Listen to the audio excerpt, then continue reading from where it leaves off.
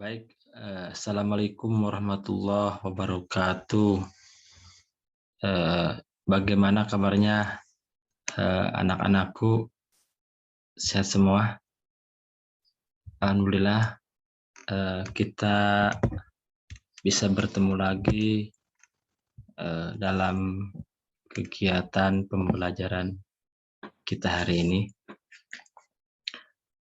Hari ini kita terpaksa melaksanakan kegiatan pembelajaran dengan menggunakan daring, yaitu melalui Zoom meeting.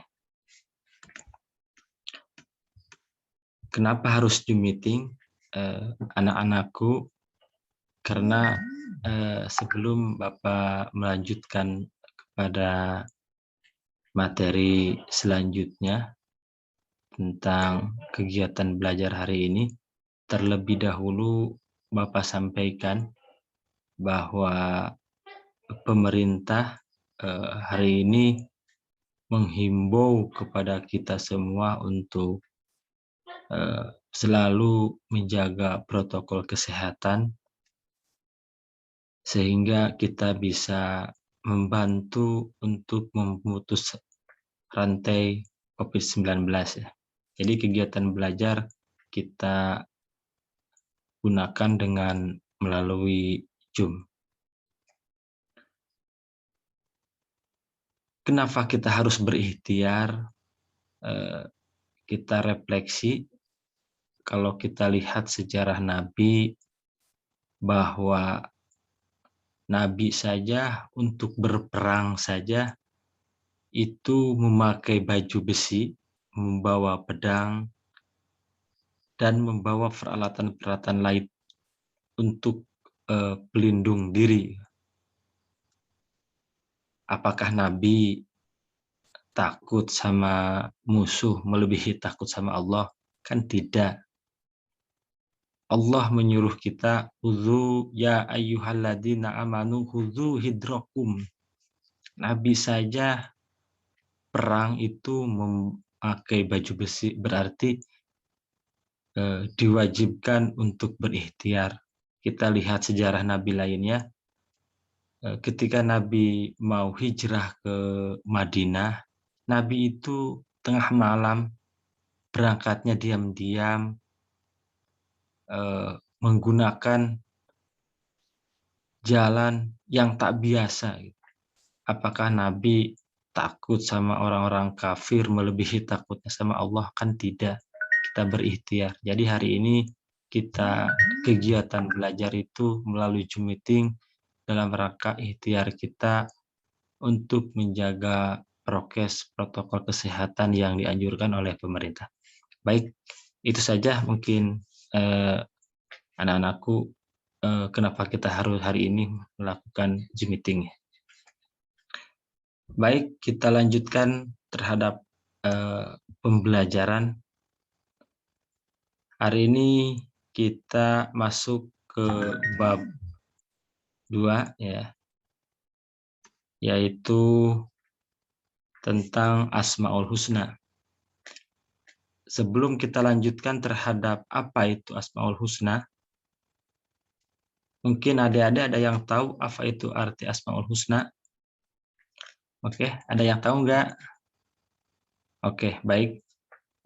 Bapak jelaskan ya secara rinci. Definisi Asmaul Husna ada secara bahasa, ada secara istilah. Kalau secara bahasa, kata asma bentuk plural dari kata ismun yang berarti nama-nama, sedangkan kata husna bentuk plural dari kata hasan yang berarti terbaik.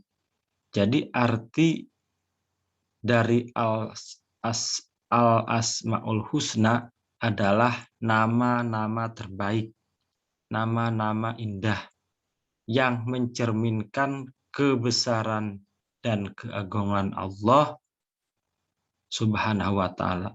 Kalau secara istilah, Al-Husna ditemukan dalam ayat dalam 4 ayat dari 4 surat yang berbeda, yaitu yang pertama Al-A'raf, surat Al-A'raf ayat 180, yang kedua Al-Isra ayat 110, dan selanjutnya ayat surat Toha ayat 8 dan Al-Hasyr ayat 24. Dalam kajian ilmu tauhid, Al-Asmaul Husna dimasukkan ke dalam pembahasan mengenai sifat-sifat Allah.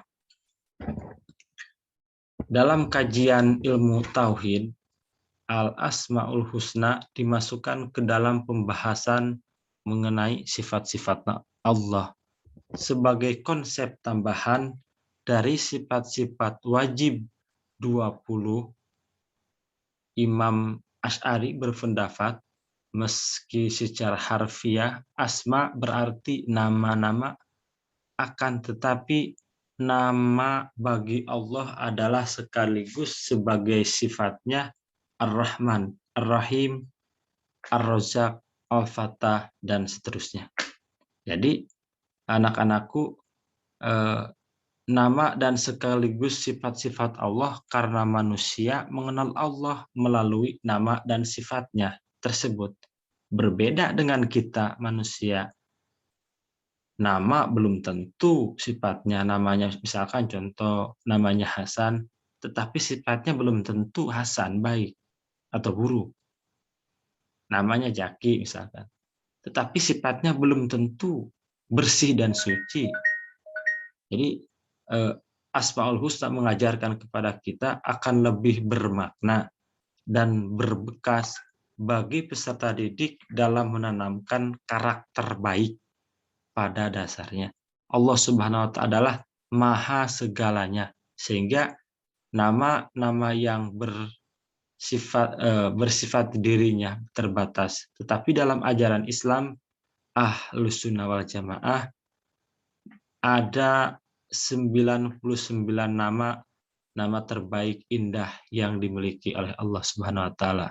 Kita lihat referensinya dalam surat Al-A'raf ya. Dalam surat At-Toha, mohon maaf, ayat 8, Bismillahirrahmanirrahim. Allahu la ilaha illa huwalahu asmaul husna. Allah, tidak ada Tuhan selain Allah yang mempunyai nama-nama yang terbaik. Itu referensi yang pertama, bahwa Asmaul Husna itu adalah nama-nama yang baik atau terindah. Referensi kedua, walillahi asmaul husna fad'uhu biha wazarul ladzina yulhiduna fi asma'ihi sayujzauna ma kanu ya'malun. Allah memiliki al-asmaul husna, nama-nama yang terbaik, maka bermohonlah kepadanya dengan menyebut asmaul husna itu, dan tinggalkanlah orang-orang yang menyalahi artikan nama-namanya, mereka kelak akan mendapatkan balasan terhadap apa yang telah mereka lakukan. Jadi kita dianjurkan, selain dari kita memahami tentang sifat-sifat Allah, yaitu melalui Asmaul Husna, tentu kita diperbolehkan kita berdoa dengan menggunakan Asmaul Husna. Oke, adik-adik, selanjutnya kita memahami kebesaran Allah Subhanahu wa Ta'ala melalui Asmaul Husna, yaitu yang pertama Al-Aziz.